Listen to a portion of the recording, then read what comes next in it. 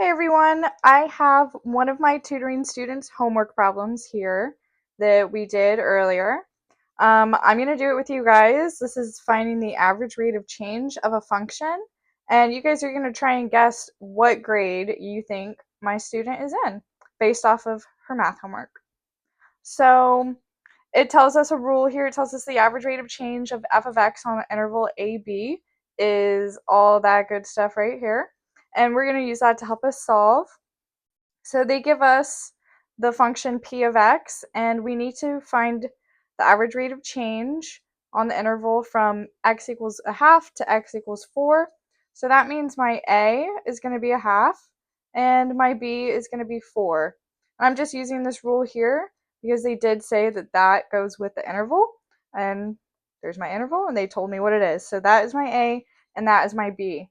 And so now I'm basically just going to use all the information I have and plug it into this nice big equation that they gave us at the beginning so that we can find the average rate of change.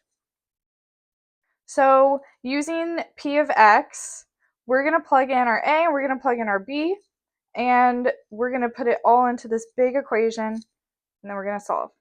So my f of b, or in this case I have p of b, and my b is 4. So I'm going to plug 4 in to what we know our function p of x is, which is 2 times x. In this case, we're going to put 4 because that's my b, plus 8. Let me extend that bar.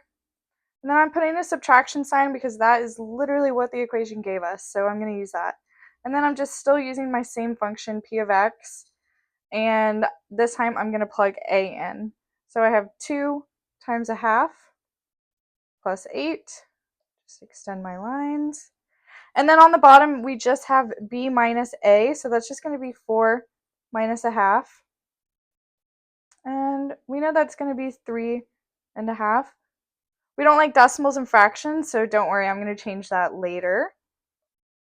But for right now, we're going to work on simplifying the top half of our fraction. Over here, I have 2 times 4. That gives me 8.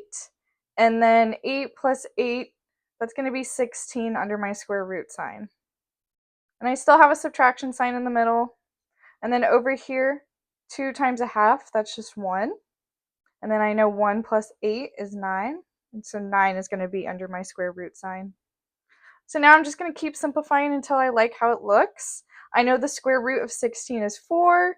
I still have a subtraction sign. I know the square root of 9 is 3. And then on the bottom I have 3.5 still. 4 minus 3 is 1 over 3.5.